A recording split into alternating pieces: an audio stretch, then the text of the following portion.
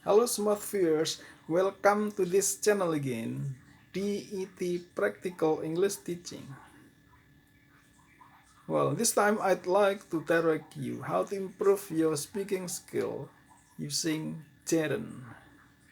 To improve your speaking skill, you should listen to me carefully and repeat after me, sentence by sentence when I tell you a short story. You should also try to memorize it and retell it. In the end, I will ask you some questions about it. Now please listen to me carefully and repeat after me, sentence by sentence. Frank Martin is in the hospital. He has had to give up sweet, fried food, and desserts. These things are very dangerous for you, the doctor says. Okay, do you still remember the story? Well, now please listen and answer my questions. Question number 1.